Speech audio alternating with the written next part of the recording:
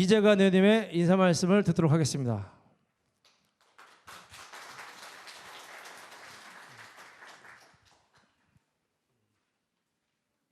안녕하세요. 충남 천안을 이재관 의원입니다. 이렇게 뵙게 되어서 너무 반갑고 또 감사드립니다. 인사드리겠습니다.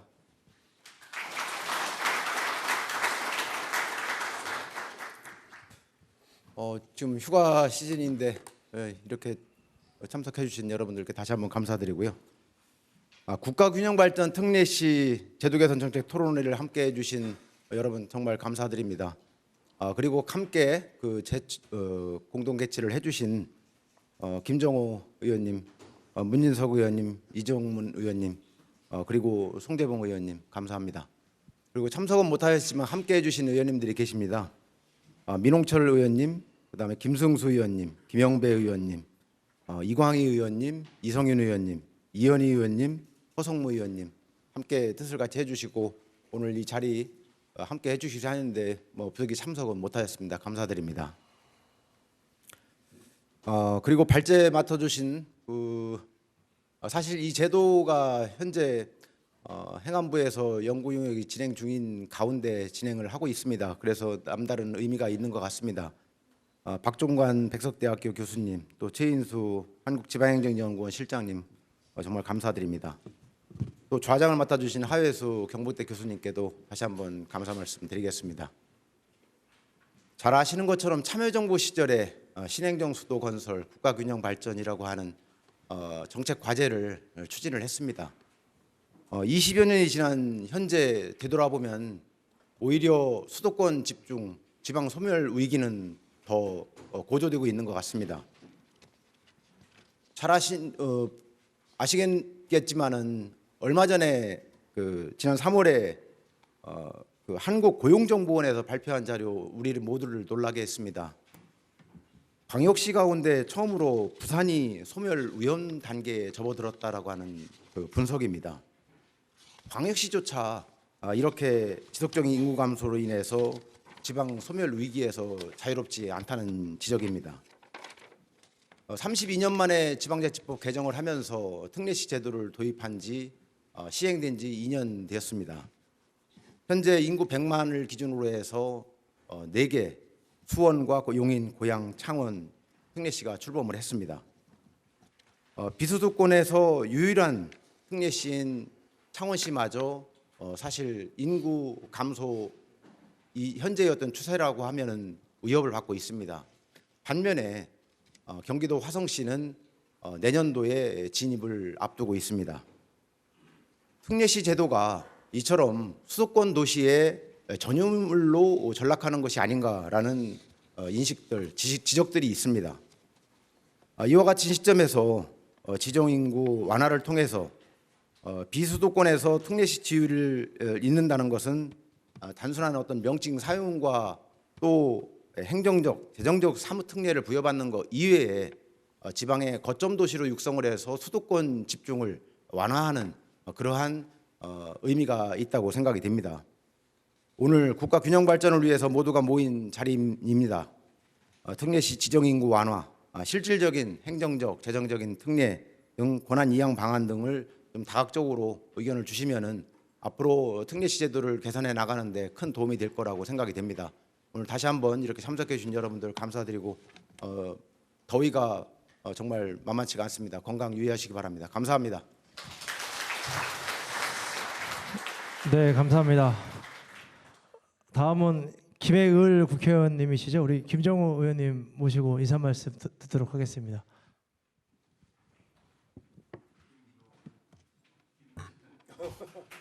네, 김정호입니다.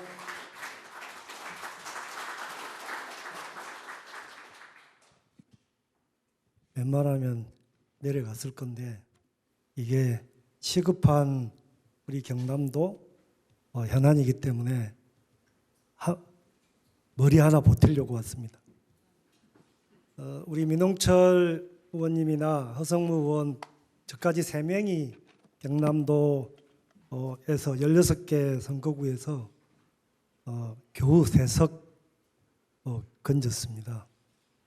경남도 16개 시군 그 중에서 11군데가 이미 인구 감소로 소멸 위기에 나날이 쪼그라들고 있습니다. 이대로 가다가는 시쳇말로 벚꽃 피는 순서대로 지방이 소멸 위기가 현실화되는 것 같습니다. 경남도 한 해 한 3만 명 정도 수도권으로 인구 유출이 되고 있습니다. 자그마한 군단이 하나가 없어지고 있는 겁니다. 비단 경남만 그렇겠습니까? 여기 함께 오늘 정책 토론에 참여하신 의원님들 지역구 모두 다 이런 수도권 초집중 과밀화 그 양면인 지방 공동화 소멸 위기 다 겪고 계셔서 어떻게 하면 이걸 조금 완화하고 지연시키고 근본적으로는 이거를 국가 균형 발전 차원에서 바로 잡을 수 있을까? 골고루 함께 잘 사는 그런 국가 균형 발전 이루어낼 수 있을까? 이런 고민이 오늘 이 자리에 모이게 된 것 같습니다. 잘 아시겠지만 면적의 12%밖에 안 되는 수도권에 인구의 51%가 집중되고 있습니다. 그것도 계속 가속화되고 있습니다. 집권 여당이 지난 총선 때 서울 메가시티 만들겠다. 그리고 용인 반도체 클러스터 만들겠다. 이게 수도권은 미어터지고 지방은 죽으라 들고 있는데 이거를 과밀 규제를 아예 풀고 수도권에 더 집중을 가속화하겠다는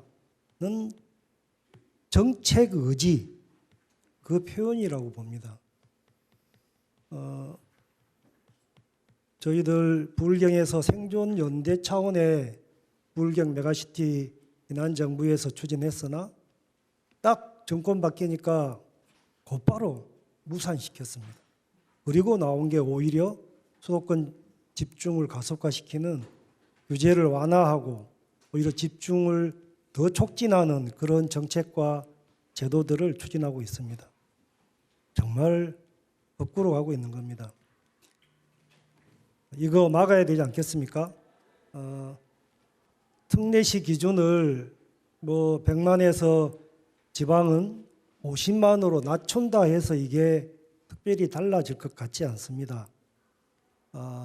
지방의 첨단 미래 산업들을 특히 재생에너지가 있고 용수나 용지가 많이 있는 호남이나 경남 이쪽으로 정책적으로 분산 배치하지 않는 이상 좋은 일자리가 지방에 있지 않다면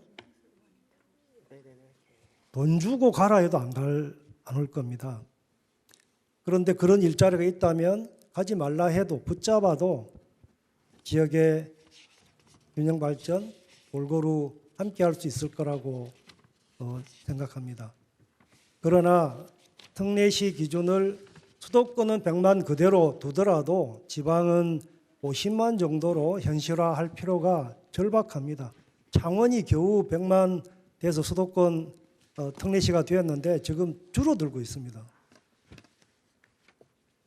아마 28년도 정도 되면 100만이 무너져서 특례시 지위를 상실할 가능성이 매우 커 보입니다. 지방에서 비수도권에서 100만 이상을 넘을 지방도시는 단 한 군데도 없습니다. 오히려 더 줄어들고 있기 때문에 인구 감소, 특히 사회적 이동, 인구 유출이 수도권으로 학교 다닌다고 대학교 가고 좋은 직장 찾아서 다 빠져나가고 있지 않습니까? 이거 이대로 두게 되면 정말 망국적인 그런 비상사태가 불보듯이 뻔합니다. 도와주시고 함께해서 이거 국가균형발전 꼭 이루어내고 그나마 특례시 기준을 조금 낮추어서 지방도 행정권한이나 재정권을 조금 더 자율성을 더 주고 그런 것들을 좀 저지하고 지연시킬 수 있도록 그렇게 해주셨으면 좋겠고 함께 저도 끝까지 함께 하겠습니다. 이번에도 50만 이상이면 특례시 지방은 될 수 있도록 힘을 보태겠습니다. 함께 하겠습니다. 고맙습니다.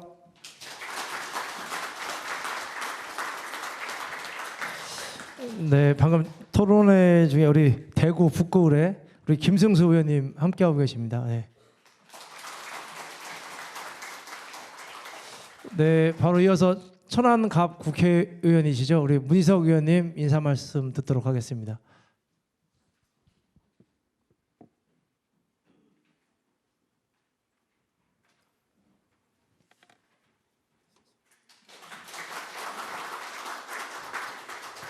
예, 안녕하세요. 예, 천안시 갑구 국회의원 문지석입니다. 더불어민주당 국토교통위원회 간사를 맡고 있습니다. 오늘 우리 천안에서도 많은 분들이 오신 것 같은데요. 국회 오신 거 환영하고 저희들 국회에서 열심히 일하고 있습니다. 오늘 균형발전 우리 특례시 제도 개선 토론회 진심으로 축하드리고요. 함께해 주신 우리 이재관 의원님, 이정문 의원님, 김종호 우리 의원님 선배님, 또 김승수 우리 여당 국회의원님, 또 송재봉 우리 청원 국회의원이신 거죠? 네. 감사드리고요. 아까 우리 김종호 의원님께서 말씀하신 대로 특례시 제도 하나 바꾼다고 해서 우리 국가 균형 발전이 이루어지지 않겠죠. 그거 하나만 가지고는. 그렇지만 할 수 있는 것부터 우리가 해야 된다. 균형 발전은 우리가 피할 수 없는 의제다. 선택이 문제가 아니고 필수적인 반드시 해결하지 않으면 대한민국 지속 가능한 미래는 없다라는 그런 절박한 상황이다 이렇게 말씀드리면서 특례시 지정 제도부터 좀 개선을 해야 되겠다. 현실에 맞게 지금 수도권의 모든 인구가 집중되게 만들어 놓은 상태에서 단순히 인구 기준만 가지고 특례시를 지정한다는 것은 정말 현실을 도외시하는 것이고 정말 형식 논리다 그야말로 이런 생각이 듭니다. 그래서 마치 우리 이재관 의원님께서 특례시 기준 완화를 1호 법안으로 이렇게 발의해서 의정 활동하고 계시는데 적극적인 의정 활동 정말 응원하고 저도 함께 뜻을 같이 하겠다 이런 말씀 드리겠습니다. 특례시 지정은 지방 정부의 자치 역량을 강화시키면서 또 행정 서비스의 질을 높은 서비스를 시민에게 이렇게 제공하는 그런 제도라고 이렇게 생각합니다. 그래서 반드시 뭐 50만 이렇게 인구에 국한될 것이 아니라 지역의 여건에 맞게 지정하는 것이 권역별 이렇게 아까 벚꽃 지는 순서대로 이게 소멸되는 거 아니냐 이런 우려를 갖고 있지 않습니까? 그래서 권역별로 이렇게 인구가 반드시 50만이 안 되더라도 그 지역에서 정말 뭔가 성장시켜야 될 도시가 있다고 한다면 특례시를 지정해서 이렇게 여러 가지 혜택을 부여하는 것이 지방 소멸을 막고 지방 균형 발전을 이뤄내는 하나의 단초를 만들 수 있는 거 아니냐 이렇게 생각합니다.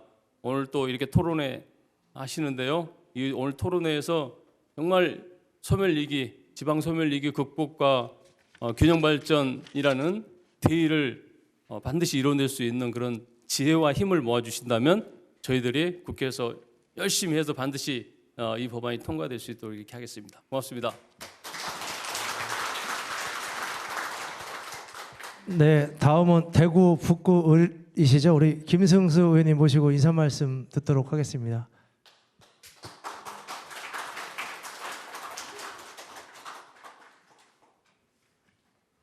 예, 반갑습니다. 대구 북구을 출신 국민의힘 김성수입니다. 오늘 뜻깊은 특례시제도 개선 방안에 대해서 토론회를 여러 의원들께서 같이 공동 주최해 주셨는데 우리도 국민의힘 의원으로는 제가 유일한 것 같습니다. 그렇다고 해서 우리 국민의힘이 균형 발전이라든지 특례시 제도에 관심이 없다는 것은 아니고 많은 관심을 같이 쏟고 있다는 말씀을 드립니다. 특히 저는 이제 공동 주최한 이재관 의원과는 과거 행정자치부에 지금 행정안전부에 같이 근무를 했었고 둘이 앞서거니 뒤서거니 자치분권 또 균형 발전과 관련된 그런 또 부서에서 일을 해왔던 또 각별한 인연이 있다는 말씀을 드립니다. 지금 뭐 이 자리에서 지금 특례시 제도 개선 방안에 대해서 이야기하는 것 자체가 개인이 어떻게 보면은 좀 뭐 이게 저는 또 이게 자치문건을 담당했던 행정안전부 출신으로서도 좀 이게 좀 부끄럽다 하는 그런 생각이 듭니다. 지방자치가 출범한 지 벌써 이제 30년이 넘었거든요. 그리고 아주 자치단체에 특별한 권한을 부여했던 제주특별자치도가 시작된 지도 거의 20년이 다 되어 갑니다. 그럼에도 불구하고 우리 지방자치단체 200개가 훨씬 넘는 지방자치단체 중에 정말 성공한 자치단체다, 이런 자치단체 있습니까? 없거든요. 보면은 이게 각 자치단체가 지방자치제 되고 나서 많은 노력을 안 한 건 아닙니다. 여러 가지 노력을 했음에도 불구하고 여러 가지 그런 제도적인 제약이나 현실적인 한계 때문에 아무리 날고 기는 단체장이 있다 하더라도 또 지역 주민들이 열의가 있다 하더라도 자치단체로서 성공하기 어려운 그런 현재 지금 구조적인 문제를 좀 갖고 있기 때문에 그렇다고 봅니다.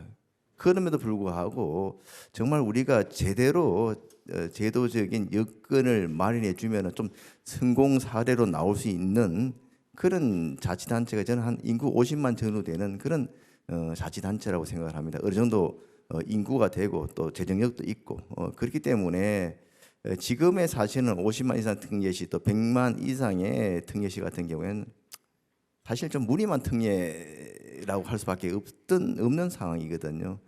정말 그 시장이 의욕을 가지고 의지를 가지고 또 지역 주민들이 그런 그 선출직 단체장 또 의원들과 의기투합해서 우리 지역 한번 바꿔보자, 이렇게 했을 때 실질적으로 바꿀 수 있는 그런 권한과 그런 재정적인 지원이 뒷받침돼야지 성공할 수 있는 지방자치단체가 우리나라에서도 탄생될 수 있다고 저는 생각을 합니다. 그래서 오늘 이 자리가 그런 성공적인 그런 특례시, 성공적인 지방자치단체를 우리나라에서도 탄생시킬 수 있는 그 단초가 되는 그런 유의미한 토론회로 이렇게 이어지기를 기대를 하고요. 22대 국회에서 지금 여야가 싸우는 모습만 많이 보여드리고 있습니다만 정말 우리 합심해서 성공한 지방자치단체를 만들고 그를 통해서 지방 소멸을 좀 막고 나아가서는 오히려 지방이 우리 대한민국의 경쟁력을 다시 또 추스를 수 있는, 부추길 수 있는 그런 시대가 될 수 있도록 최선의 노력을 다하겠다는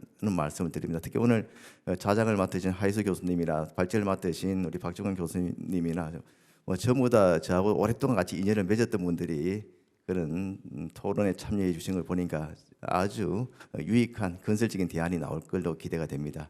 다시 한번 오늘 귀한 자리에 함께해 주신 모든 분들께 깊이 감사드립니다. 고맙습니다. 네, 감사합니다. 다음은 천안병 국회의원이시죠. 우리 이정문 국회의원님의 인사 말씀 듣도록 하겠습니다.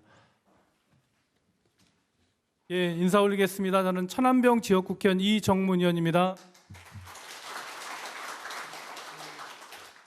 오늘이 절기상으로 입출하는데 사실 입출하는 그 말을 실감하기 어려울 정도로 무더운 날씨인 것 같습니다. 이렇게 무더운 날씨에도 불구하고 이렇게 우리 토론회장을 꽉 채워주신 내빈 여러분께 진심으로 감사 말씀드리고요. 저도 공동 주최를 했습니다만은 이 주최는 사실 우리 이재관 의원님이 주도적으로 준비를 하셨습니다. 다시 한번 이재관 의원님과 우리 또 공동 주최하신 우리 여러 의원님들한테 감사 말씀 올리겠습니다. 요즘 대한민국에서 가장 이슈가 되는 것 중에 하나가 저출생 문제와 지방 소멸 문제인 것 같은데요. 저도 그래서 지방 의원으로서 국회 의정 생활을 하면서 국가 균형 발전이라든지 또 수도권 규제 완화에 대한 여러 가지 고민도 하면서 의정 생활을 해 오고 있습니다. 그래서 우리 지역에 은행도 만드는 은행법 개정안도 내고 이렇게 했었는데요. 어쨌든 오늘도 그런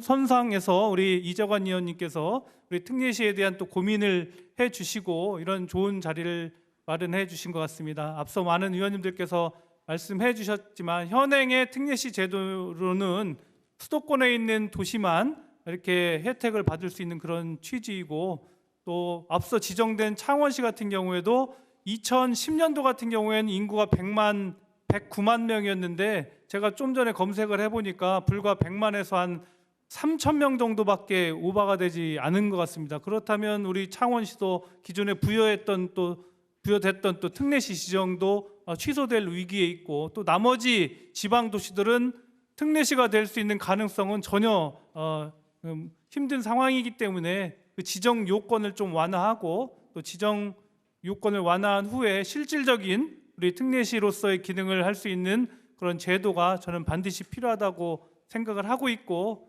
그래서 오늘 이런 토론회가 정말로 큰 의미가 있다고 저는 생각을 하고 있습니다. 다시 한번 오늘 토론회를 축하드리고요. 오늘 또 많은 분들의 발제와 토론이 있을 것으로 기대가 됩니다. 그걸 기초로 해서 법을 잘 만들어서 우리 지역 균형 발전을 이끄는 그런 기회가 되기를 진심으로 기원드리겠습니다. 고맙습니다.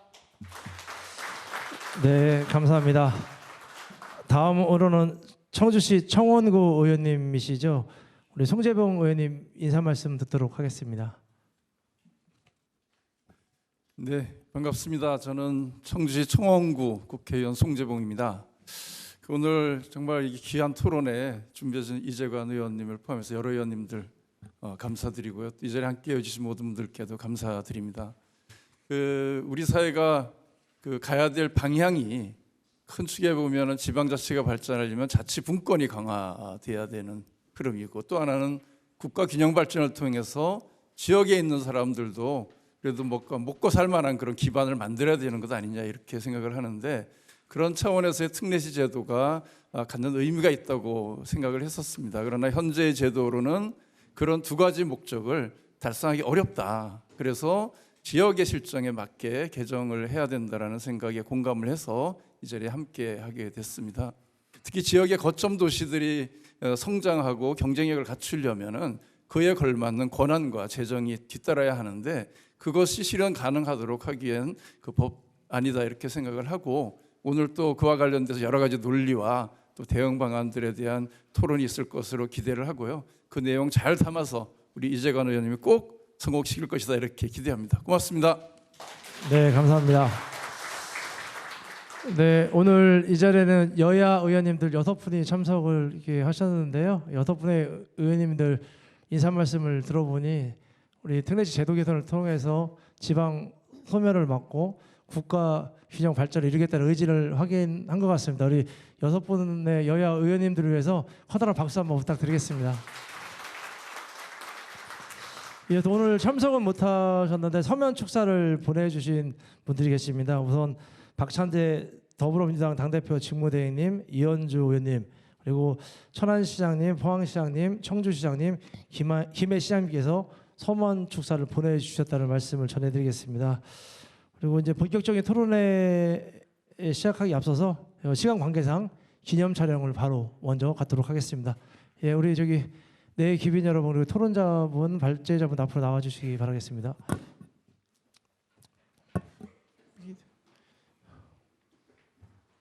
혹시 지역에서 오신 시도위원님들 계시면 같이 나와주시죠. 예.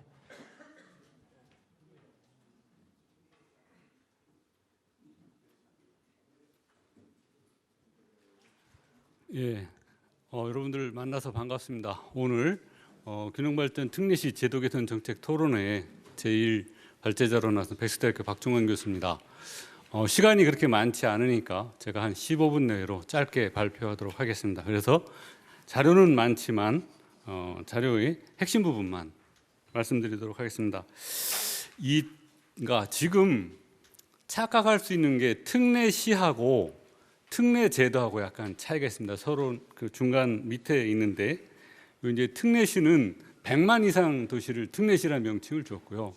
나머지 이제 50만 이상에서 행정특례를 부여한 도시는 이제 행정특례 부여가 됐다. 이 정도로 지금 현재 되어 있기 때문에 이제 오늘 아마 이제 주장이 되면 요번에 이제 행안부 거쳐서 50만 이상이 이제 다 특례시가 되도록 하는 것이 어떠냐, 이런 주장을 제가 이제 하고 있는데요. 아무튼 특례는 대도시의 행정의 특수성을 이해하고 대도시에 자율적으로 행정 처리할 수 있는 역량을 부여하는 거예요. 그래서 이제 특정 도시가 특례시가 되면 일정 영역의 기능을 시장이 자율적으로 이렇게 할 수 있도록 이렇게 특례를 부여하는 것이기 때문에 굉장히 중요하죠. 특정 도시가 특례 도시가 되면 시장님이 의지를 가지고 부여된 권한을 가지고 특정 부분을 발전시킬 수 있는 가능성이 커진다. 그러면 지금 의원님들이 이제 주장했던 게 지방의 인원이 좀 더 모일 수 있는 가능성까지 이렇게 갈 수 있지 않겠냐 이런 생각까지 해봅니다.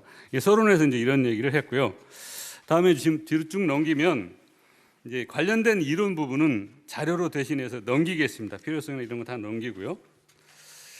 그 해외 사례에서 8쪽에 이제 그 표 2에서 대도시 특례 기초 분석을 좀 말씀을 드리면 조금 전에 말씀드린 것이 기초자치단체하고 광역자치단체가 구분이 되는데 기초자치단체에서 특례시는 100만 이상 도시 4개입니다. 아까 4개, 여긴 특례시로 되고 조직구조가 이제 행정구를 쓸 수 있고 사무범위나 이제 감독범위에서 이렇게 특례를 부여받는 거예요. 그런데 50만 이상 도시에서 일부 특례가 부여된 도시에서는 특례시라는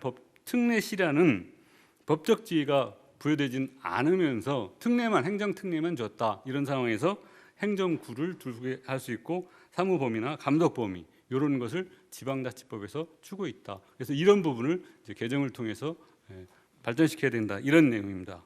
이런 부분을 이제 말씀드릴 수 있고요. 그다음에 이제 9쪽에 50만 대도시 특례가 그럼 뭐가 있냐? 거기 표 3에 보면 9개 분야 조직, 직제, 재정, 도시계획, 도시개발, 산업, 관광, 주택건설, 지적측량 이쪽에서 9개 분야에 약 한 26개 정도 이렇게 특례가 부여되어 있어요. 이렇게 50만 도시에. 그래서 이런 것은 이제 26개 정도 규정이 이제 행정 관련 이제 행정령에 보면 요게 돼 있는데 여기서는 이제 대강 그 요약된 표로 보여드리겠습니다. 다음에 이제 100만 대도시는 이제 7개 분야 이제 조직에서 부자치단체장을 2명을 두게 할 수 있어서 이게 조금 오해를 받고 있어요. 특례시를 하면 조직만 늘리고 사람만 간부만 늘리지 않냐. 이게 특례시에 있는 건 아닙니다. 이것은 그냥 부여되는 것이고 특례시를 통해서 행정 발전과 국가 균형 발전을 도모하는 데 더 목적이 있다 이렇게 하셔야 됩니다. 그래서 재정, 도시개발, 소방, 농지, 건축, 문화시설 이런 부분에서 이제 그 대도시 특례가 있고요. 100만 도시. 그다음에 그동안 특례시 규정이 어떻게 변화됐느냐? 그게 제가 표 5로 그 요약을 해놨습니다. 거기 보면 2019년에 지방자치법 전면 개정에서 대도시 특례 인정 그래가지고 그 50만 이상 대도시에서 특례시를 둘 수 있도록 하고 인구 100만 여기서 인구 100만 이상 도시를 특례시라 지칭할 수 있도록 여기서 만들어줍니다. 그리고 이제 추가 특례를 지정할 수 있는 권한을 줘요. 그리고 2020년 지방자치법에서 추가로 특례를 둘 수 있는 2항에서 추가로 특례를 둘 수 있는 부분에 인구 100만 대도시하고 50만 이상으로서 행정 수요, 국가 균형 발전 이런 것을 고려해서 이제 행정안전부 장관이 지정할 수 있도록 했는데 그 후에 이제 국회 본회의 의결로 통해서 전부 개정 지방자치법 전부 개정 안에는 여기에서 지방 소멸 위기 등을 고려해서 이 부분도 들어갔어요. 근데 지방 소멸 위기 부분을 특례를 부여했을 때 어떤 것이 있을까? 제가 지금 고민을 많이 하고 있는데 정말 곤란해요. 어떤 것이 있을까? 제가 고민을 많이 하면서 정말 그 내용이 좀 어렵습니다. 왜냐하면 인구는 줄죠. 인구는 주는데 과거에 예를 들어 5만이었던 도시가 인구가 줄어서 3만, 2만 됐는데 공무원이 그대로 있어요. 그럼 그 도시 어떻게 유지하겠습니까?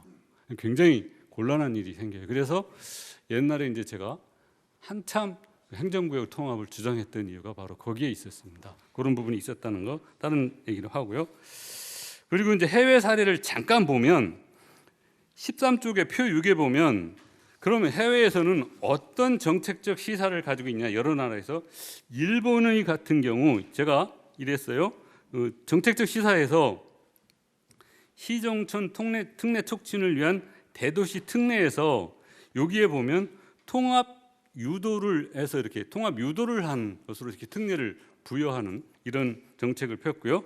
그다음에 이제 독일은 역사적 전통에 따른 자치권 부여 이쪽에 좀 방점을 두었고, 그다음에 미국은 포괄적 자치권 부여에 방점을 두었어요. 근데 미국은 워낙 이제 큰 나라이기 때문에 이렇게 해도 이제 문제가 없는데 우리는 그 정도 영역은 조금 이제 고민해봐야 된다. 그리고 프랑스는 지역 정체성에 따른 특례 부여. 예를 들어 이제 우리 같은 경우 뭐 경주나 어떤 지역 정체성이 강한데 이런 특례를 부여할 수 있다. 그러니까 이런 것을 한번 보고서 기준을 한번 고민해 볼 필요가 있다. 이런 말씀을 드리겠습니다. 그러면서 일본 사례를 좀 더 받는 이건 자료로 대신하겠습니다. 그러면서 기존의 행정 특례 부여의 문제점이 뭐가 있느냐 이 부분을 이제 살펴보면 15쪽입니다. 제가 연구한 건 아니고 명지대학교 임승빈 교수님께서 2019년에 11개의 지표, 출생 인구, 노인 인구, 그다음에 장애인 비율 이렇게 11개 지표를 통해서 이제 50만 이상 15개 특례 도시, 그다음에 50만 이하 도시를 비교해서 그 인구의 차이에 따른 특례시 그 지정이 어떤 차이가 있느냐, 유의미한 차이가 있느냐 이걸 연구를 해봤더니 현행 특례 권한 부여가 인구에 따른 어떤 특성을 인구 부여에 따른 어떤 특성이 없더라. 그래서 이제 50만이나 100만이라는 인구 기준이 큰 의미가 없다. 따라서 이제 지역과 균형 발전을 위해서 이제 인구 기준을 완전히 무시할 수는 없지만 적절한 특례 기준을 다시 만들 필요가 있다. 이런 이제 시사점을 주고 있다. 이렇게 말씀드릴 수 있겠습니다. 다음에 두 번째 도시 특성의 문제를 이제 반영해서 해봤어요. 이제 도시 특성 문제가 미반영됐다는 거예요. 그래서 이제 아까 얘기한 15개 도시하고 15개 도시니까 50만 이상하고 50만 미만 도시의 요기를 했더니 특례 지역과 비특례 지역에 통계적으로 어떤 도시 특성이 나타나지 않더라. 그러니까 지금 우리나라는 특정 도시 특성이 나타나지 않는다는 거예요. 비슷하다는 거예요. 그러니까 이제 좀 심하게 얘기하면 비슷하다는 거예요. 그러니까 근데 이제 제가 지방을 가보면 제가 이제 천안에 살기 때문에 천안하고 울산은 제가 울산에서 지금 어떤 일이기 때문에 울산 자주 가는데 굉장히 차이가 있는데 그게 여기서는 나타나지 않았어요. 특징이. 근데 이제 예를 들어 아까 앞에서 해외에서 봤던 그 프랑스처럼 지역 정체성을 통해서 어떤 특례를 부여한다면 또 다른 어떤 특징이 나타날 수 있지 않겠냐 이런 생각을 해봅니다. 그래서 이제 이 임승근 교수의 이러한 결과를 볼 때 인구 규모에 따른 특례 부여는 큰 의미가 없으므로 다른 기준을 마련할 필요가 있다. 이런 이제 사례를 제시할 수 있다. 이렇게 볼 수 있겠습니다. 다음에 두 번째 이제 17쪽입니다. 지방 대도시 특례 부여의 새로운 기준 발굴 조금 전에 얘기했어요. 그래서 인구 차이에 큰 의미가 없으므로 행정 수요, 도시 특성 이런 것을 하고 그다음에 제가 이제 여기 놓지 않았으면 역사적 전통, 지역의 정체성 이런 것을 활용해서 새로운 기준을 발굴할 필요가 있다. 이런 말씀을 드리겠고요. 다음에 18쪽에 지방 대도시의 새로운 특례 이제 기준을 그럼 어떻게 만드는 게 좋겠냐? 이게 제가 이렇게 제시하는 자료가 행안부 그 용역에 좀 들어갔으면 좋겠는데요. 첫 번째 인구 관련 기준을 50만, 100만 이러지 말고 60만, 70만 좀 안에 기준을 더 나누어서 또 50만, 그 100만 이렇게 좀 하지 말자. 근데 인구 소멸 지역 특례를 지금 어떻게 할 거냐 이것은 인구하고 상관이 없거든요. 이런 부분도 고민해 볼 필요가 있다. 다음에 면적 관련 부분도 좀 특례에서 고민해 볼 필요가 있다. 그래서 저는 500만 킬로에서 500만 킬로가 더 많냐 적냐 이제 이 기준인데 500만 킬로가 넘으면 행정 수요가 더 많다고 그래요. 그래서 그 부분을 한번 해서 특례 부여를 하는 것은 어떠냐. 그럼 세 번째 대도시 위치인데 아까 의원님들이 이제 인사하시면서 다 수도권에 특례만 부여하지 말고 지방에 특례를 부여할 수 있는 새로운 기준을 만들자는 게 인구로 하면 수도권에 있는 도시만 다 하게 돼 있어요. 그러지 말고 지방에는 인구를 좀 완화해서 새로운 특례를 부여할 수 있는 기준을 이제 새로운 기준을 만들자. 이것이 대도시 위치에 따른 기준 마련 이런 거고요. 기타 이제 산업적 특성을 고려해서 하자. 이런 것을 요약한 것이 표 11입니다. 표 11에 보면은 인구수에서 제가 조금 전에 얘기한 60만, 70만 이상 등 중간점 기준을 한번 마련해 보자. 다음에 인구 증감률이 높은 데가 이게 지방에는 그렇게 있지 않은데요. 특정 사안이 발생하면 인구 증가율이 높을 수 있어요. 그래서 그 계속 높아지는 수도권에는 이 기준은 의미가 없고 지방에 이런 것을 고려해서 특례시 부여 기준을 만들어 보자. 다음에 도시 내 인구 점유율이 높은 도시가 이제 있는데 이게 생활 인구하고 이제 거기에서 머무는 인구가 좀 다른 이런 것도 한번 고려해 보자. 이런 말씀이고요. 조금 전에 얘기한 이제 지역 면적 500km에서 500km 이상이 되는 지역을 한번 고려해서 관리할 수 있는 영역을 해주자. 다음 이제 수도권, 비수도권을 고려해서 비수도권에서 이제 비수도권을 좀 더 인구 부분에 기준을 완화하고 역사적 전통이나 지역 정체성 기준을 여기다 넣는 게 어떠냐 이런 말씀을 제가 드렸고요. 다음에 이제 기타 특성으로 산업적 특성으로요. 이제 공업도시, 상업도시 여러 가지가 있는데 우리나라가 특정 분야가 지금 예를 들어 구미, 창원 이렇게 옛날에 그 공업도시 특징이 있던 데가 요즘 굉장히 완화돼 가지고 이 특징이 지금 좀 믹서되어 있는 상황이거든요. 그래서 이런 부분을 고려해서 다시 옛날 특성을 고려해서 더 강화시켜서 특례를 부여할 필요가 있지 않냐 이런 얘기고요. 이제 문화적 특성은 경주나 공주 이런데 문화적 특성이 강한 도시를 한번 지정할 필요가 있지 않냐 이런 개선 방안을 제가 제시해 보는 겁니다. 이제 우리 토론하시는 분들이 어떻게 저에게 이제 저기 할지는 모르겠어요. 기타 이제 개선점에서 조금 얘기한 거 이렇게 하려면 특례부의 합리적 기준을 새로 마련해야 된다는 게 첫 번째 얘기고요. 두 번째는 수도권 이외 지역의 특례를 강화해야 된다. 제가 계속 강조드렸고요. 그다음에 행정 특례를 통한 지역 내의 상생 발전. 이건 뭐냐면 특정 지역에 특례 도시가 형성이 되면 그 인근 지역 도시하고 연계해서 같이 발전시킬 수 있는 게 있으면 해서 같이 공동으로 발전시킬 수 있는 어떤 걸 마련해 보자. 이런 것이 지역 외의 상생 발전 아이디어고요. 그다음에 주민의 삶의 질 향상을 위한 노력을 하는 것은 당연한 거니까 제가 그냥 자료로 대신하고요. 그다음에 정부의 지원 강화. 의원님들이 여러 가지 얘기했어요. 특례시에 권한을 부여하는데 이게 어떤 일이 생기냐면요. 특례시에 부여된 권한은 정부의 권한이 빵 내려가는 게 아니라 사실은 도의 권한을 특례시가 이렇게 하는 거거든요. 그러다 보니까 어떤 일이 터지냐? 지난 정권에서 도에서 특례를 담당하는 부서는 자치행정권의 이게 행정부서인데 특례를 놔야 할 부서는 다른 부서예요. 그러니까 이것을 조사하러 가면 왜 니들이 내 권한의 영역을 자꾸 건드리냐 이거예요. 근데 이게 왜 이런 일이 생기냐면 공무원들이 알아야 될 것 중에 하나가 내가 그 지겹게 하는 일이 한편으로는 일이지만 다른 한편으로는 권력이에요. 언제 권력이라는 걸 느끼냐? 그걸 빼서 다른 데를 주면 내가 데리고 있던 직원을 뺏기거나 내 자리가 없어집니다. 이게 권력이라는 요소를 얘기하거든요. 그러니까 특례를 부여해서 되면 도에서는 특례시가 생기니까 나의 권력이 뺏기네 이런 문제가 터져요. 그래서 제가 지난번에 어떤 주장을 했냐? 이런 문제가 생기지 않게 도에 더 많은 권한을 주고 도에서 지방 특례시에 권한을 줬을 때 문제가 되지 않을 정도로 보완을 해줄 필요가 있다. 이런 말씀을 드린 적이 있습니다. 그런 얘기 드리고요. 다음 이제 수도권 이외 지정 얘기했고 특례 요소 형평화 필요. 요거는 이제 지난번 토론회에서 지금 이제 토론으로 또 와 계신 금창호 박사님이 주장한 건데 이것도 좋은 아이디어가 될 것 같아서 제가 제 논문에 넣어서 같이 주장해 봤습니다. 자, 제가 여러분들에게 주장할 것은 이것입니다. 이상 마치겠습니다. 감사합니다.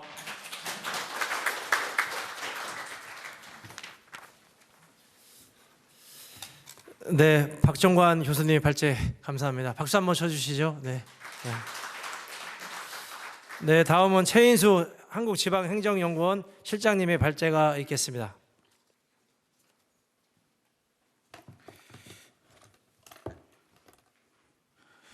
예, 방금 소개받은 한국지방행정연구원의 최인수입니다. 행정안전부 산하 기관이고요. 어쨌든 정책 연구를 진행하는 그런 기관으로 보시면 되겠습니다. 국가 균형 발전, 요즘에 인구가 대한민국의 가장 커다란 화두 중에 하나라고 이야기를 하고 있고, 저는 그거에 적극 다 동의하고, 그러니까 인구의 감소 문제에 더불어서 그 인구가 수도권으로 집중되는 문제가 중첩되면 한국 사회의 문제가 더 커다랗게 대두되고 있지 않나 이런 생각이 듭니다.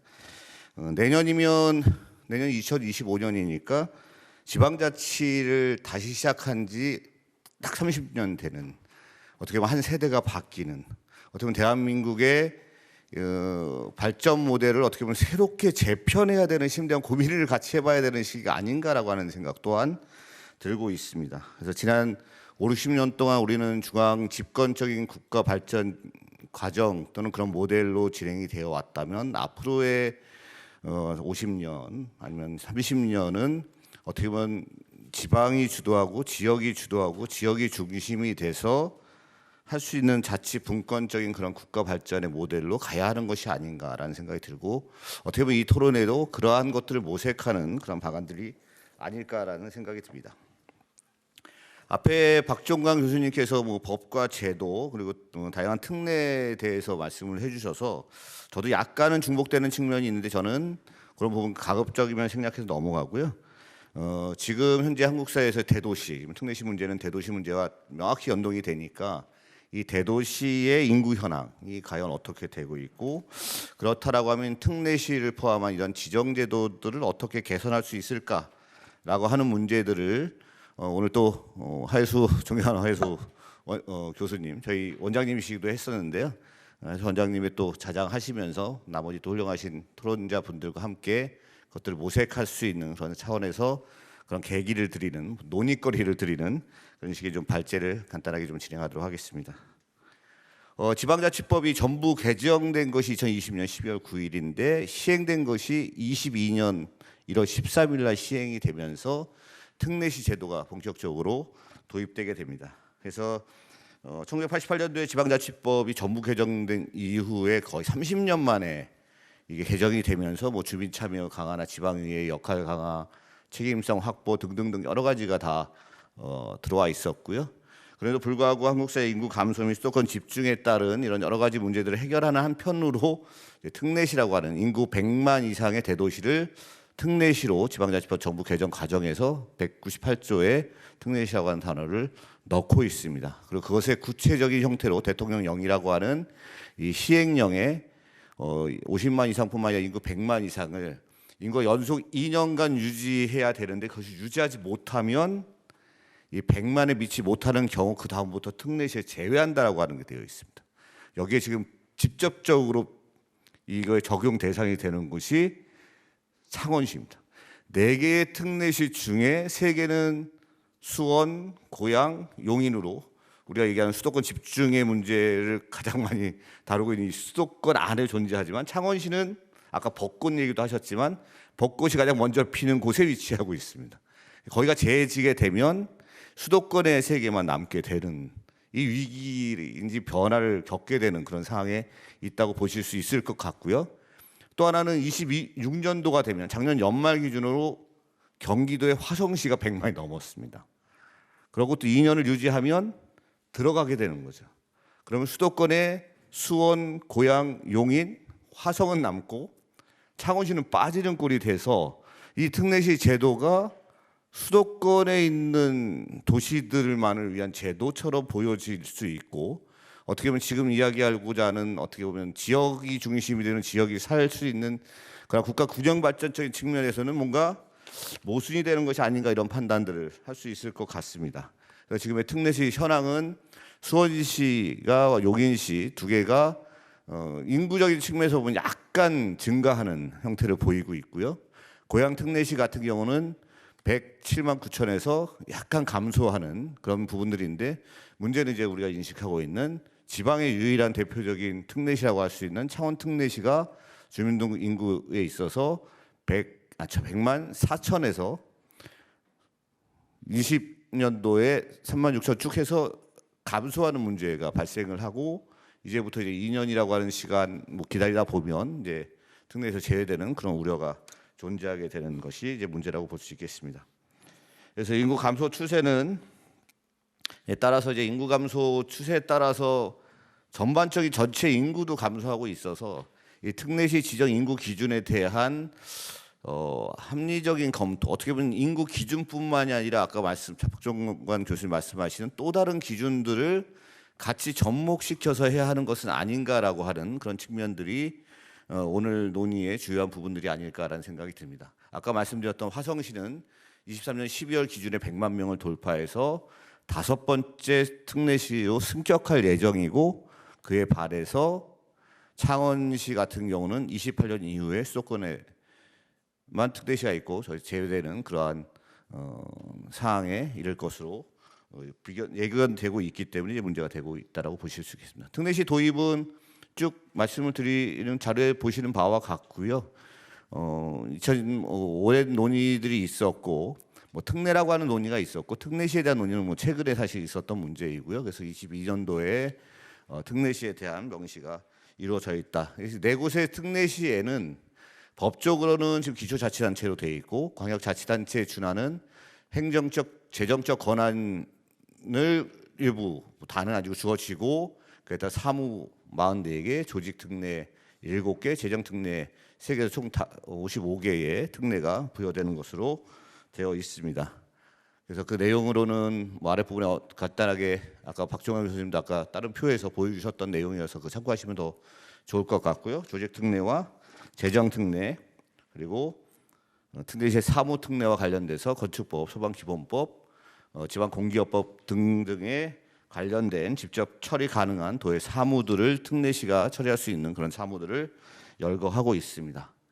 그러면 아까 서두에 말씀드렸듯이 앞으로 이 특례시와 관련된 어떤 뭐 대한민국의 대도시들이 그러니까 광역자치단체가 17개의 기초자치단체라고 하는 시군 구가 총 226개가 있습니다. 그중에 시는 75개가 있고요.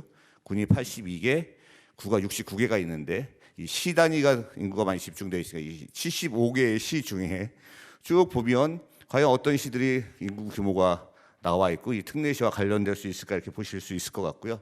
가장 우선적으로는 가장 인구가 많은 기초자치단체인 수원시 같은 경우는 2010년도에 107만 7천 명이었는데 24년도 자녀 연말 기준으로 119만 명으로 약 한 12만 명이 늘어난 것으로 보실 수 있습니다. 그리고 그 인구는 그렇게 커다란 2040년까지 앞으로 16년 후에도 크게 변동이 없는 수원시는 특례시 지위에서 전혀 영향을 받지 않을 인구 구조를 갖고 있다 이렇게 보실 수 있을 것 같고요. 용인 특례시 같은 경우는 2010년도에 87만 명에서 2023년도에 107만 명으로 약 20만 명이 늘었습니다. 그렇게 보실 수 있을 것 같고요. 고양 특례시 같은 경우는 96만 명 정도에서 107만 명 정도로 약 한 12만 명이 좀 안 되게 늘어난 상태입니다. 향후에도 인구는 수도권에 위치한다라고 하는 이유로 인해서 특례시의 권한을 계속적으로 누릴 수 있는 그 인구를 유지할 것으로 보여지고 있고요. 창원 특례시 같은 경우가 지금 어떻게 보면 이제 가장 커다란 논란이 될 수도 있고 아까 앞에서도 이야기가 되었지만 109만 명이었던 인구가 점차적으로 어느 순간부터 줄어들기 시작하다가 지금 100만 명 언저리에서 왔다 갔다 이렇게 하는 그런 상황이어서 아마도 이러한 추세가 계속 된다면 2002년 정도 유예 기간 거치고 나서 2028년부터 창원 특례시는 그냥 다시 창원시로 불려지는 그런 과정을 겪게 될 것 같습니다. 그래서 전국의 20대 도시의 인구 현황을 쭉 보시면 20개를 쭉 열거하는데 위에 빨간 점선으로 표시한 것이 지금 100만 이상을 넘고 있는 도시이고요. 그다음에 아랫줄에 있는 곳이 50만 특례를 드린다고 하는 50만 이상의 도시입니다. 그 밑에 17번부터 20번까지가 또 다른 도시들로 구성이 되어 있죠. 저 20개의 도시들 중에 파란색으로 네모를 친 곳이 수도권에 존재하지 않는 도시입니다. 총 5개가 되어 있죠. 그러니까 거꾸로 얘기하면 20개의 도시 중에 한 50만 언저리 이상이 되는 곳은 15개가 수도권에 존재한다는 겁니다. 5개만이 지금 특례시를 왔다 갔다 할 거냐 아니면 저 밑으로 떨어져서 50만 특례도 못 누리고 갈 것이냐라고 해서 그 자료로 보시면 그렇게 되어 있습니다. 전주 같은 경우는 한편으로는 완주하고 통합을 논의해서 지금 65만에서 완주 인구를 흡입해서 70만 중반대를 유지해서 이제 뭐 특례시로 가겠다 이런 뭐 전략 같은 것도 이렇게 뭐 펼치고 있는 것으로 되어 있는데 이 특례시와 관련된 부분은 한편으로는 지방행정체제 개편이라고 하는 내년이 30주년이기 때문에 지방행정체제 개편이라고 하는 측면들과 같이 연동될 수도 있습니다. 행정구역을 개편하는 과정 또는 이 계층제인 계층제를 바꾸는 문제, 그다음에 여기서 말씀 많이 나누고 있는 특례라고 하는 것도 사실 기능, 권한, 사무의 이양과 관련된 부분이잖아요. 그래서 그러한 부분들과 연동돼서 논의될 필요는 어쨌든 있지만 그럼에도 불구하고 20대 대도시의 사항들을 보시면 그렇고요. 간단하게 이 도시들 중에 몇 가지 주목할 만한 도시들을 그냥 인구 추계를 추가적으로 보여드리면 경기 화성시가 지금 작년 연말 기준으로 주민등록상이고요. 이 특례시와 관련되어서는 제외 동포의 인구수와 외국인이 등록돼 있는 인구수를 합쳐서 주민등록 인구까지 합쳐서 이제 100만의 기준들을 잡고 있기 때문에 어쨌든 화성시는 100만이 작년에 넘었고요. 향후에도 24년까지 가면 어쩌면 가장 커다란, 아까 수원시보다 더 커다란 도시가 될 수 있습니다. 그래서 오른쪽에 바로 상향이라고 써놨는데 올라가는 추세를 갖고 있고요. 경기도 성남시 같은 경우는 97만, 98만까지 육박했다가 지금 한 92만대까지 좀 내려가 있는 그런 상황이고 인구도 그다지 많이 늘지 않는, 아마 거기 도시 특성이나 재개발이나 여러 가지 문제들이 중첩되어서 나타난 것이 아닌가 생각이 듭니다. 충북 청주시이지요. 그러니까 충청북도의 어떻게 보면 중심 도시이고 도청 소재지이기도 한 곳입니다. 청주와 청원이 통합을 해서 인구가 좀 많이 늘어난 그런 상황에 있는 도시이고요. 그래서 60만대였다가 통합 과정을 거치면서 80만대 중반으로 있으나 충청도의 가장 대표적인 도시, 천안시와 관련된 함께 가장 대표적인 도시임에도 불구하고 어쨌든 80만대, 앞으로 16년 후에도 87만 정도로 유지할 수밖에 없는 그런 상황이 있습니다. 경기 부천시 같은 경우도 약간 이제 내려가는 그런 하향적인 측면을 보여주고 있고요. 경기 남양주시는 약간씩 이제 늘어나는 그런 추세를 보여주고 있습니다. 여기 주체에서 가장 커다랗게 역할을 해주시는 우리 이재관 국회의원님의 지역구가 있는 충남 천안시 같은 경우에 보면 56만 정도에서 65만 정도, 작년 연말까지 65만 정도를 유지하고 있는데 향후 16년 후에도 70만대 초반에 이르고 있는 정도의 상황으로 보여지기 때문에 이러한 측에서 바라보면 뭐 천안시나 청주시가 충청권의 가장 대표적인 도시임에도 불구하고 이 특례시 지금의 현행의 인구 기준 100만을 통해서 하는 이 제도 안에서는 특례시로 승격할, 그리고 그 특례를 누릴 수 있는 그런 가능성은 매우 낮다, 이렇게 말씀드릴 수 있겠습니다. 아까 얼핏 말씀드렸던 전북 전주시 같은 경우도 지금 60몇만으로 되어 있지만 이제 완주하고 통합 논의가 좀 되어 있고 지방경찰 개편과 관련된 논의가 되어 있음에도 불구하고 완주시에 한 10만에서 12만 정도 인구를 흡수하더라도 80만이 못 넘고 한 70만대 중반으로 이르고 있기 때문에 아까 천안이나 청주시와 같이 특례시로 승격되기는 어렵지 않을까라는 판단들이 들고, 이러한 측면에서 이 특례시라고 하는 것이 기존의 4개 도시에서 창원시 빠지고 다시 화성시 들어가더라도 이 특례시 제도가 이 수도권의 대도시 중심의 제도로서만 존재할 가능성들이 매우 높기 때문에 오늘 같은 토론회를 통해서 이 특례시의 제도를 개선하는 그런 방안들을 논의하는 것이 매우 중요한 그러한 부분이 아닌가 이렇게 판단이 되고 있습니다. 특례시 지정 기준은 100만으로 되어 있는데 100만 이상의 대도시를 특례시로 하고 있고요. 50만의 대도시 같은 경우는 하나의 다른 조항이 하나 있습니다. 요 다음 페이지인가요? 거기에 보면 50만 특례라고 하지만 면적이 1000제곱킬로미터가 이상이 되면 인구 기준을 30만으로 하향해서 50만의 특례를 누리게 하는 조항이 하나 있습니다. 그걸 응용하게 되면 특례시의 경우도 뭐 1000만은 아니겠지만 일정 정도의 면적 기준들과 인구 기준을 같이 활용할 수 있다라고 하는 문제들을 논의할 수 있지 않을까. 기존의 사례가 전혀 없으면 그런 부분들이 논의되기 어려울 수 있겠지만 한편으로는 인구 기준만이 아니라 또 다른 기준들 중에 이 관할하고 있는 행정구역의 면적도 또 하나의 중요한 기준이 될 수 있지 않을까, 이런 판단을 할 수 있겠습니다. 특례시의 지정 기준은 지금은 중간 지정, 잠깐만요. 다음. 지금 아까 보면 주민등록으로 되어 있는 사람과 재동포법에 의한 외국 국적 동포, 그다음 외국인 등록 대장에 올라 있는 외국인을 합해서 100만 이상인 시로 규정하고 있습니다. 그래서 이러한 뭐 인구가 2년간 아까 연속해서 100만을 미치지 못하는 경우는 그다음부터 특례시에서 제외하는 그런 문제가 있어서 한편으로는 가장 간단하게는 그냥 급하니까 특례시 제외 기간을 2년이 아니라 대통령령에 5년으로 하는 또는 10년으로 하는. 근데 문제는 5년 후엔 그럼 달라질 것인가? 이 100만이라고 하는 것이 5년 아까 인구 추이를 쭉 보여드렸지만 5년을 유예해 놓는다고 해서 그럼 5년이 도래할 그때쯤 되면 또다시 10년으로 늘려야 되는. 그래서 이 제도 자체가 지금은 어쨌든 불완전한 그런 상태다라고 말씀드릴 수 있겠습니다. 거의 마지막인데요. 그래서 지정 기준들에 대해서는 아까 말씀드렸듯이 여러 가지 방안들이 있을 겁니다. 아마 10분, 뭐 1000명이 있으면 1000가지의 방안들이 있을 수도 있지만 큰 틀에서 제가 그냥 이게 뭐 정해진 것은 아닌데 오늘 논의거리를 제공한다라고 하는 측면에서 4가지 정도의 안, 그러니까 수도권의 인구만으로 봤을 때 수도권의 인구는 100만으로 그냥 하되 비수도권의 인구는 100만 미만으로 정하는 겁니다.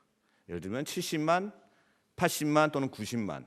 그것은 아까 천안시나 청주시나 또는 전주시나 뭐 창원시, 뭐 김해시 등등과 관련돼서 이런 기준들을 충분히 충족할 수 있다라고 하는 판단들이 비수도권에 있으면 저렇게 그냥 수도권과 비수도권을 차별적인 인구 기준을 두는 것, 인구 기준만으로 한다면 두 번째 안 같은 경우는 수도권은 100만으로 유지하되 비수도권의 인구 기준하고 아까 말씀드렸던 면적 기준을 두는 겁니다. 이 면적 기준도 다 다를 수 있기 때문에 판단들을 해보는 거죠.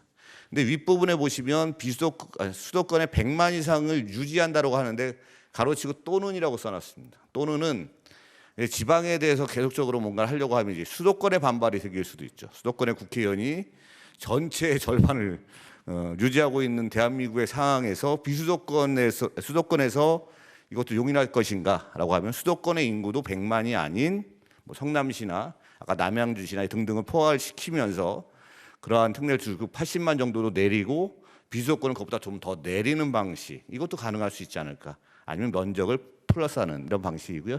시도 마찬가지로 수도권 인구를 유지 또는 하향시키고 그 안에 있는 면적만이 아니라 행정수요라고 하는 그 행정수요가 어떤 행정수요가 있느냐에 따라서 그것들을 예전에 특례시 지정할 때 성남시가 주장했던 생활인구의 이동이나 여러 가지 등을 포괄한 행정수요라고 하는 기준들을 추가적으로 넣는 안입니다.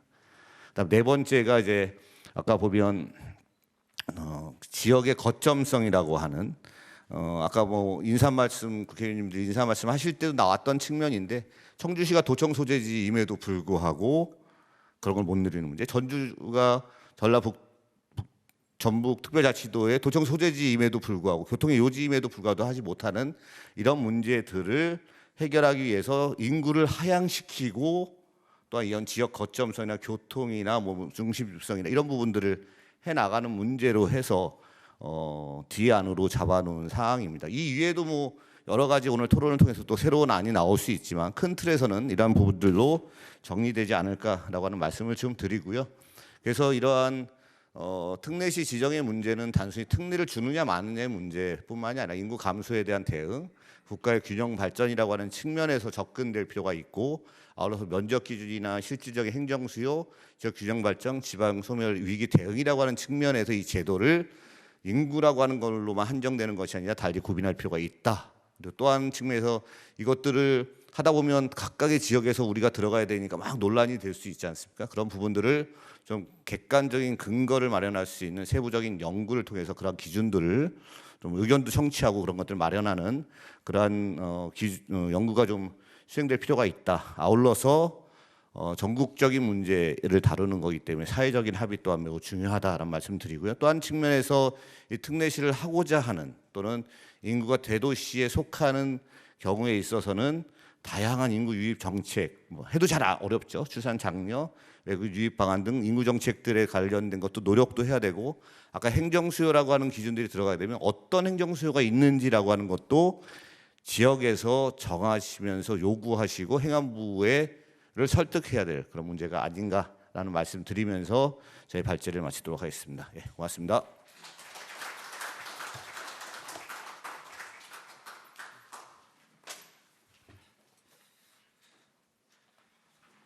네, 최인수 실장님 수고 많으셨습니다. 박수 한번 쳐주시죠. 네. 네, 지금 이제 발제자분들하고 아니 토론 좌장 하채수 교수님하고 토론자분 좀 나와주시면 될 것 같습니다. 예. 근데 넘길게요. 나한테 넘길게요. 넘긴다. 앉아.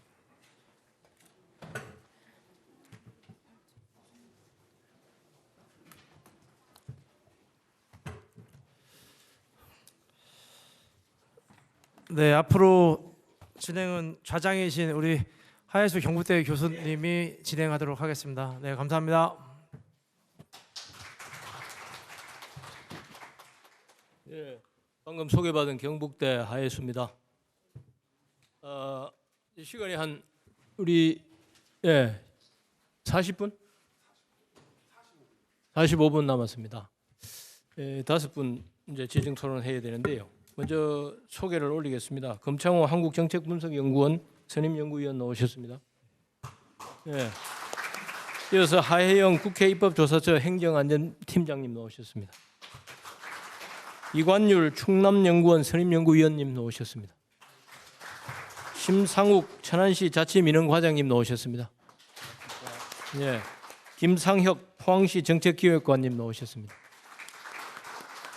예, 이 시간이 많지 않기 때문에 오늘 그 효과적으로 토론하기 위해서 일단 이분들이 아마 지정 토론문을 작성해서 나오셨기 때문에 그 작성문을 전혀도 무시하면 안 될 것 같아서 우리 방송도 녹화해서 방영한다 그러니 한 5분 정도 제가 시간을 드릴 테니까 5분 안에 핵심 내용만 좀 말씀해 주시기 바랍니다.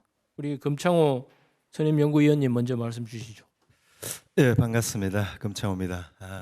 5분 안에 그 토론을 마치라 그래서 좀 부담이 또 되는데. 기회를 드리겠습니다. 예, 우선 이재한 의원님 국회 입성하시자마자 이래 좋은 자리 마련하신 거 축하드립니다. 오늘 아마 그 이재한 의원님인데는 현안인 것 같아요. 어쨌든 천안시의 지역구를 두고 계시니까 천안시가 특례시로 포함되는 것 자체가 상당히 중요한 어떤 과제 중에 하나다라는 생각이 드는데요. 아까 뭐 발표 그다음 또 국회의원님들 인사 말씀 쭉 들으셨겠지만은 특례시의 제도가 개선이 돼야 된다라는 데 대해서는 좀 다 공감을 하시는 것 같아요. 그러면은 문제는 뭐고 그다음에 어떻게 개선하는 게 과연 천안시나 뭐 전주시나 포항시 비수도권의 50만 이상 대도시들이 나름대로 그 역할을 할 수 있도록 제도를 만드냐라는 데 있는 것 같아요. 아까 그 발표 2분 하셨지만은 뭐 발표하신 내용 아니라도 여러분들 아마 익히 아시는 바입니다. 어쨌든 창원시는 인구가 점점 줄어들고 있고 그다음에 화성시는 조만간 100만으로 진입을 하고 그다음에 아마 뭐 후보로 얻는다면은 평택시하고 그다음에 남양주시 뭐 이 정도가 되겠죠. 그러다 보면 결국 이제 이 특례시라는 시는 좀 더 수도권에 포진하고 있고 따라서 균형 발전이란 정책과 연결을 해보면은 굉장히 불합리하다라는 게 아마 문제인 것 같아요. 그럼 이걸 어떻게 풀 거냐라는 건데요. 두 분 발표자분들도 뭐 좋은 안을 제시를 하셨습니다만은 저는 좀 다른 얘기를 한번 해보도록 하겠습니다. 뭔가니 기본적으로 이 특례시가 왜 검토가 됐고 출범이 됐느냐라는 건데요. 최근의 상황만 봐서는 그걸 정확하게 이해하기 어렵습니다. 여러분들이 갖고 계신 유인물 38페이지 한번 펴주시면은요. 이거 이재관 의원님이 행안부에 계실 때 저희들이 검토를 한 내용인데 울산시가 광역시로 승격된 다음에 그 다음에 바로 수원시가 인구 100만이 됐습니다. 그리고 수원시가 인구 100만이 되자마자 광역시로 승격시켜달라는 요구를 했고 그리고 경기도와 그다음에 행안부가 굉장히 많은 줄다리기를 거쳤어요. 거쳐서 수원시 이외에 또 조만간 고양시, 용인시가 뒤따라오게 되기 때문에 뭔가 100만 이상에 진입하는 기초들에 대한 대응이 필요했었습니다. 그래서 저희들이 검토를 했었던 게 보시는 것이 이게 이제 시한이 흘렀으니까 제가 공개를 하는 겁니다. 공개를 하는 건데 보시는 것이 기초지를 유지를 하면서 6개 대안 중에 제 2번째 검토했었던 걸 갖고 특례시가 출범이 됐습니다. 그러면은 이 맥락에 비춰보면 현재의 특례시는 어떤 그 측면에서 저희들이 해석을 할 수 있는 거 하니 행정 수요가 증가된 것에 따른 대응이었습니다. 그러면 이걸 그대로 유지를 하고 이걸 전제로 두고 특례시의 대상을 선정하는 기준을 아무리 바꿔도 거기는 나름대로 또 다른 갈등이 발생이 됩니다. 예를 들어서 우리 두 분 발표자분께서 말씀을 하셨던 여러 가지 기준들요. 그 기준을 적용을 하면은 그 기준 자체는 아주 명확하게 구분이 안 됩니다. 대상이요. 그러면 결국 상대적인 거예요. 그러면 또 다른 갈등이 유발이 됩니다. 그리고 대상으로 선정되는 50만 이상 대도시가 반드시 당신들은 특례시가 된다라는 명확한 어떤 설득 논리도 없어요. 그래서 제가 이제 곰곰이 생각을 해봤었는데요. 이거는 이렇게 접근할 필요가 없겠다. 좀 명확하고도 그다음에 오늘 뭐 참석하셨던 의원님들 김승수 의원님도 그러셨고 적극적으로 도와주신다니까 이렇게 한번 해보는 건 어떻겠냐라는 겁니다. 여러분들 지방자치법 제2조를 보시면은요, 제2조를 보시면은 제1항에 강력자치단체는 종류를 5개로 지정을 하고 있습니다. 특별시, 강력시, 특별자치시, 도, 특별자치도 이렇게 5개로 구분을 하고 있어요. 근데 제2항을 보면은 기초자치단체는 시, 군, 자치구로 되어 있습니다. 근데 이 강력자치단체는요, 도시형 기본형인 강력시로부터 특례가 부여된 특별시, 그다음에 특별자치시, 그다음에 농촌형 기본형인 도에서 특례가 부여된 특별자치도 이렇게 소위 기본형 2개와 특례형 5개로 종류가 아예 구분이 되어 있습니다. 그리고 물론 강원특별자치도와 전북특별자치도는 특례를 부여하는 근거가 없지만은 지방자치법 제197조를 보면은요, 1항에는 서울특별시는 수도로서의 특성에 근거해서 지위와 조직에 관한 특례를 부여한다라고 되어 있습니다. 그리고 제2항은 세종과 제주는 행정체제의 특수성에 근거해서 지위와 조직, 죄송합니다. 그다음에 행재정에 관한 특례를 부여한다라고 되어 있어요. 그러면은 지금같이 기준을 다시 변경하려고 하지 말고요. 기본적으로 지방자치법 제2조 제2항에서 시는 특례시와 또 다른 그 시와 그다음에 시로 아예 종류를 구분해버린 겁니다. 구분을 하되 지금 현재 특례시는 아까 제가 말씀드린 것이 기본적으로 행정 수요에 대응하기 위한 특례시이기 때문에 여기는 기본적으로 제198조를 새로 신설을 하든 아니면 197조에 항을 추가를 하든 해서 특례시에는 행정 수요 대응 시스템이니까 지위와 그다음에 조직 특례만 사무에 관련된 행정 특례만 부여를 하고 그다음에 비수도권의 50만 이상 대도시는 중추성이나 거점성을 지정 기준으로 적용을 하고 거기에 대해서는 근거를 지위와 조직과 행재정 그러니까 더 많은 특례를 부여를 하는 겁니다. 그래서 실제 균형 정책에 기여할 수 있는 그런 어떤 제도 개선이 필요할 것 같다라는 말씀을 드리도록 하겠습니다. 네. 고맙습니다. 이게 사회자님께서 계속 마치라고. 이게 왜 그러냐면은 딱 시간이 주어지면은 이 스피드도 있어야 되지만은 핵심 내용 중심으로 해야지 이재관 의원님께서 좋은 자리를 만들고 이런 사설이 들어가는 순간 자기 할 말이 줄어드는 거예요. 이 점을 염두에 두시고 말씀해 주시기 바랍니다. 왜 그러냐면 제가 이 쟁점별로 또 토론이 들어갈 겁니다. 그 자기가 생각하는 핵심 내용만 말씀해 주시고 쟁점별로 또 의견을 제가 좁혀 볼 것이기 때문에 너무 걱정 안 하셔도 되고요. 우리 이어서 하영 우리 팀장님 부탁드리겠습니다. 5분입니다. 네, 초시계를 누릅니다, 제가. 네, 저는 입법조사처 행정안전팀장을 맡고 있습니다. 지방자치를 담당하고 있고요. 저희 팀에서 이 지방 특례시 계속 다루어 왔습니다. 오늘 제가 토론도 하지만은 또 여러분의 발표 토론 내용들을 잘 경청해서 또 의원님 지원하는 데 도움을 드리겠습니다. 일단 22대 국회 이제 한 2달 조금 넘었습니다. 지금 벌써 특례시 관련 제정안 또 재정법도 개정법도 나오고 있습니다. 지방자치법, 자치분권법에서 이미 이제 법안이 나와 있고요. 그거는 이제 시간 관계상 제가 법안에 대해서 설명 안 하겠습니다. 42페이지와 43페이지에 재정법과 또 개정법이 좀 나와 있습니다. 그 중에서 핵심적으로 볼 사항은 의원님께서 발의를 하신 것처럼 비수도권 같은 경우 50만 이상으로 100만에서 인구수를 좀 낮추는 거 하고요. 그 다음에 또 다른 거는 지금 아까 이제 옆에서 김창호 박사님께서 말씀하신 것처럼 시군구 기초자치단체 종류의 특례시를 넣는 거가 있습니다. 그 다음에 이제 특례시 재정법이 따로 있는데요. 핵심적인 사항 2가지만 이제 말씀드리겠습니다.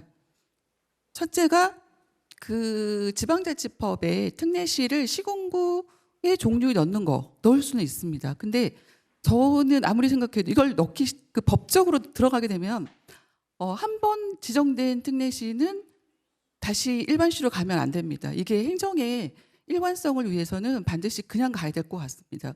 그게 군에서 시로 갈 때 약간 오만 기준이 있거든요. 근데 그 기준 말고도 다른 기준들이 있습니다. 그래서 지금 시 같은 경우 오만이 안 되더라도 시가 있습니다. 군에서 시는 갈 수 있지만 시에서 군으로 갈 수는 없습니다. 간 적이 없어요. 광역시, 시에서 광역시 갈 때 100만 기준이 있지만 그거는 이제 통상적인 기준이고요. 그렇다고 뭐 조금 떨어진다고 해서 광역시가 시로 갈 수는 없습니다. 그래서 만약에 지방자치법에 개정을 할 수 있으나 반드시 갔을 때는 그냥 쭉 법적 지위를 갈 수 있도록 그런 규정들을 같이 만들어야 되고요. 그게 두 번째 그 주제랑 같이 연관되어 있는데요.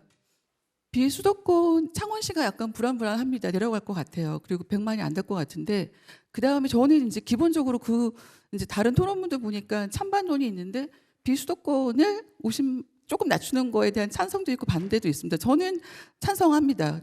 그 지방소멸 시대에 100만이라는 기준 굉장히 높은 기준이거든요. 그래서 비수도권에 차등을 한다고 해서 큰 문제 될 것 같지 않습니다. 대신 차등을 했을 때는 인구 말고 다른 기준이 분명히 들어와야 될 것 같습니다.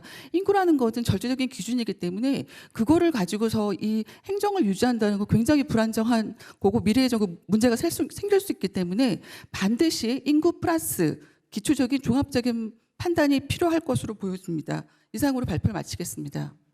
네, 우리 하영 팀장님은 뭐 시간을 엄청나게 세이브해 주셨습니다. 이 졸업은 곤란하다. 역행하는 것은 있을 수 없다. 이런 말씀을 주셨고요.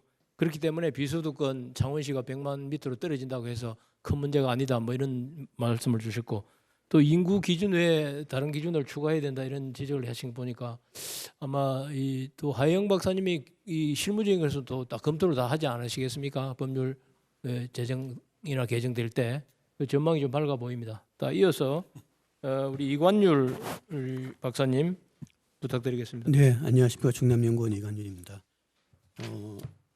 46페이지 결론부터 말씀드리면 저는 그 특례시 제도 개선이 지방자치단체의 유형을 어떻게 다양화할 것인가 그리고 지방 분권과 지역 균형 발전을 어떻게 강화할 것인가라는 대전제 속에서 추진돼야 된다라는 어떤 생각을 하고 있습니다. 그렇기 때문에 특례시를 지방자치법 제2조 앞에서 말씀하신 것처럼 제2조에 좀 명시할 필요가 있다. 쉽지 않을 거라는 생각은 들기는 합니다. 그런 측면에서 봤을 때 수도권과 비수도권의 인구 규모를 상이하게 이중적으로 접근하는 것은 지방자치단체 본연의 그 가치에 어긋나는 거기 때문에 그거는 바람직하지 않다라는 생각이 듭니다. 뭐 이렇게 조금 정리를 하고요. 인구가 감소한다고 이야기하고 있는데 작년 연말에 통계청에서 발표한 2072년 인구는 지금 2022년 인구의 70% 그리고 60%에 불과합니다. 합계 출산율에 따라서. 그렇기 때문에 향후 제도 개선을 인구 규모에 맞춰 가지고 초점을 두는 것은 좀 부적절하다라는 것이 생각이 들고요. 그러면 이제 50만 이상 아니면 대도시에서 100만 이하의 대도시에서 어떤 행정적인 수요가 있고 왜 특례가 필요한가라는 부분에 대해서 논리를 좀 개발할 필요가 있다라는 어떤 그런 측면에서 본다면 제가 공교롭게 7개 대도시하고 천안시하고 비교한 적이 있었는데 천안시가 경제 보건이 울산이나 광주보다 높습니다. 대전의 광주보다 우수한 반면에 생활 환경이나 안전, 공공행정 부분은 취약합니다. 그러면 그러니까 우수한 부분은 인근 중소도시와의 연계 협력을 해서 서비스를 어떻게 공급할 것인가라는 부분에 대해서 협력 수요가 있는 것이고 약한 부분은 자치권의 어떤 결정권을 강화시켜서 도시가 천안시가 자주적인 의사결정을 할 수 있도록 해줘야 된다. 뭐 그런 측면에서 좀 고민해 볼 필요가 있지 않는가라는 생각이 듭니다. 그런 측면에서 봤을 때 지금의 특례 내용이 권한 위임에 한정되어 있기 때문에 재정권이나 개발권으로 좀 확대시켜서 특례의 범위들이 좀 넘어갈 필요가 있지 않느냐라는 생각이 듭니다.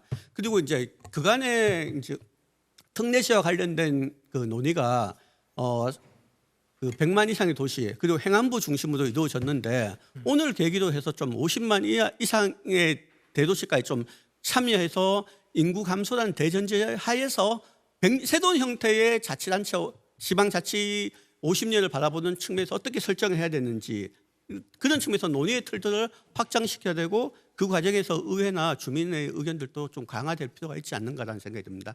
이상입니다. 네. 이게 제가 이거 너무 또 실질적인 그 토론을 방해하는 것처럼 느껴지는데 너무 빨리 끝나셨어요. 일단 핵심은 주셨습니다. 수도권과 비수도권의 인구 기준을 달리하는 것에 대해서 반대한다 이런 견해를 주셨기 때문에 이 부분에 대해서는 제가 좀 더 쟁점 토론할 때 좀 진행을 좀 시켜볼까 합니다. 이게 실질적으로 달리 정할 필요가 있는지 아니면은 달리 정하는 것이 별로 타당성이 떨어지는 건지에 대해 다른 분들의 의견도 들어보고 또 플로어에 계신 분들의 의견도 제가 한번 들어보도록 하겠습니다. 이어서 우리 천안시는 직접적인 우리 또 당사자이시기도 하네, 그죠? 상당히 영향을 직접적으로 받게 되시는데 심상욱 자치민원과장님 토론 주시겠습니다. 예, 안녕하십니까. 천안시 자치민원과장 심상욱입니다. 먼저 토론회를 준비해 주신 이자구안 국회의원님, 이정문 의원님, 그리고 오늘 발제해 주신 박종관 의원님, 최인수 연구위원님 감사드립니다. 먼저 최인수 선임 연구위원님께서 발제문을 보면은 수도권인 하정시는 23년 100만 명을 넘었고 그대로 유지된다고 그러면 내년에는 5번째 특례시가 될 예정이지만 창원시는 곧 100만 명 이하로 돼서 2028년에는 특례시에서 제외될 예정입니다. 정부는 사는 곳의 차이가 기회와 생활의 격차로 이어지는 불평등을 멈추고 지속 가능한 대한민국 발전을 위해 대한민국 어디서나 살기 좋은 지방 시대를 국정 목표로 추진해온 바 비수도권 50만 이상 도시를 특례시로 지정하여 수도권과 지방의 양극화 문제를 해소하고 지역 균형 발전을 위한 혁신 성장의 거점 도시로 육성해야 합니다. 특례시의 지정 요건에는 많은 고려할 요소들이 있을 것이나 현행 지방자치법은 인구수만을 기준으로 특례시를 규정하고 있습니다. 그러나 인구수는 중요한 지정 요건이면 틀림없으나 그에 대해 박종관 교수님과 최인수 선임 연구원님께서 언급했듯이 면적, 교통, 도청 수재지 여부, 인구 증가율, 행정 수요, 도내 인구 점유율 등 다양한 요소를 고려해야 한다고 생각합니다. 이러한 이유에서 우리 시에서는 이 다른 요소들을 반영한 60만 또는 70만 구간을 새롭게 설정하여 특례시 사무를 구분하여 적용하는 방안을 제안드립니다. 박종관 교수님의 제언처럼 행정 소유와 대도시 특성을 고려하여 특례를 부여하고 인구 면적, 대도시 위치, 특성 등을 고려해야 하며 최인수 선임위원님의 제언처럼 면적 기준을 포함하고 지역 균형 발전, 지방 소멸위기 사례를 고려하여 합리적인 새로운 기준을 추가로 마련해야 할 것입니다. 60만 또는 70만이라는 중간 기준을 추가하여 다양화한다면 지역 균형 발전과 더불어 인구 규모와 확대된 대도시 주민들이 다양한 행정 욕구를 충족시킬 수 있고 사무를 구분하여 점차적으로 확대되어가는 권한 이양에 대한 준비를 차근차근 준비해 나갈 수 있을 것입니다. 이상 발언을 마치겠습니다. 빨리 마치겠습니까? 예. 또 다른 기회를 많이 드리겠습니다. 우리 심상욱 과장님께서는 이런 말씀을 주셨습니다. 인구 기준 외에 면적이라든지 행정 수요를 반영할 수 있는 다양한 기준을 좀 포함시켜서 특례시를 지정하면 좋겠다 이런 주장의 핵심 내용 같습니다. 이어서 이 문제에 대해서도 한번 토론을 하겠습니다. 우리 지정 토론자로서는 마지막으로 김상혁 포항시 정책기획관님. 포항시는 50만 밑으로 떨어졌죠? 저희가 주민등록 인구는 이제 50만 밑으로 떨어졌고요. 아까 말씀하신 제 외국인하고 동포들 하면은 저희가 이제 아직 50만은 유지를 하고 있습니다. 예. 토론 주시죠. 예, 반갑습니다. 포항시 정책기획관 김상혁입니다. 예. 지금 앞서 그 전문가분들께서 많은 좋은 얘기를 해주셨습니다. 저는 이제 이 특례 부분에 대해서 이제 전문적으로 이렇게 연구한 사람은 아니고 다만 일선에서 행정을 하는 사람으로서 저희가 좀 느끼는 부분들 그리고 저희 고민해야 되는 부분에 대해서 한번 말씀을 드리겠습니다. 저희가 이제 수도권에 지금 전체 인구의 50% 넘는 지금 국민들이 살고 있다는 건 전부 다 아시는 내용일 테고요. 서울의 그 합계 출산율이 0.55밖에 되지 않습니다. 그런데도 수도권 인구는 계속 늘고 있습니다. 이 이유는 지방에서 계속적으로 이제 수도권으로 인구가 이동하고 있기 때문입니다. 지방에서 계속적으로 수도권에 인구를 공급해 줬기 때문에 지금 수도권이 성장하면서 경쟁력을 유지할 수 있었던 겁니다. 그런데 현재 지방은 아까 뭐 경남, 경북, 전남 다 상황을 얘기하셨지만 뭐 적게는 15,000명, 25,000명씩 매년 서울로 인구가 유출되고 지금 지방은 그래도 전국 평균보다 합계 출산율이 높았거든요. 하지만 가임 여성들이 이제 줄어들면서 이제 지방의 어떤 출산율도 급속도로 지금 떨어지고 있는 상황입니다. 그렇다면 이것이 무엇을 의미하느냐? 이 지방 소멸 그리고 이제 국가 균형 발전은 우리 지방의 문제가 아니라 바로 수도권의 문제이기도 하다는 것입니다. 지방이 이렇게 계속적으로 위기를 겪게 되면은 이것은 앞으로 10년 한 10년 정도만 지나면 이건 수도권의 위기로 연결될 것이 분명하기 때문입니다. 그리고 이제 그러니까 이제 중앙 정부에서도 그리고 중앙 정치권에서도 이런 지방 소멸 위기의 문제를 대한민국 전체의 위기로 인식을 해야 된다는 점을 좀 말씀드리고 싶고요. 두 번째 말씀드리고 싶은 부분은 이제 특례시에 대해서 우리가 어떤 방향으로 고민해야 되는가. 아까 전에 그 금창욱 연구님께서 말씀하신 부분처럼 이게 처음에는 이게 이 특례시를 어떤 지방을 살리는 그런 취지로 이렇게 시작한 건 아니었습니다. 예. 그래서 지금은 이 특례시의 어떤 기능과 권한 역할을 좀 달리 생각할 때가 됐다라고 저는 좀 여겨집니다. 그래서 단순히 인구를 몇만으로 해야 되느냐, 그다음에 어떤 사무를 이양해야 되느냐, 권한을 무엇을 줘야 되느냐 이런 것들 이상으로 이 지역의 어떤 그 권력의 중심된 도시들이 예를 들면서 저희 포항 같은 경우에는 지금 동해안권의 그 경주하고 인근 시군을 합치면 한 100만 가까운 권역을 유지하고 있거든요. 그런데 여기에는 상급 종합병원이 하나도 없습니다. 서울에 14개 있고 전국에 45개가 있는데 이 경북 전체에 상급 종합병원이 하나도 없는 상황입니다. 그러면 저희가 1년에 한 2조씩 그 이제 관외로 의료비를 의료비가 유출되고 있거든요. 그런데 의료비만 2조지 실제로 이제 교통비, 숙박비 거기에 들어가는 시간들 하면은 이 지역 사람들이 가지고 있는 의료 불균형은 이루 말할 수 없는 상황입니다. 이런 상황에서는 좀 살고 싶지 않겠지요. 그리고 전북 같은 경우에는 전주라는 중심시가 있으면은 이 전주를 비롯한 이 중심 도시가 수도권 못지않은 어떤 그런 역할을 해줄 수 있어야 됩니다. 교육이나 의료 이런 측면에서 이런 것들을 해줄 수 있어야만 지방에서 수도권으로 이제 인구가 이전하지 않고 지방이 경쟁력을 가질 수 있다고 생각합니다. 이 방법에 대해서는 제가 아직 전문가가 아니기 때문에 어떻게 해야 될지 저도 잘 모르겠습니다만은 이런 좀 핵심적인 역할을 이제 부여하고 중앙정부가 적극적인 지원을 할 필요가 있다고 생각하면서 이상 말씀을 마치겠습니다. 예, 감사합니다.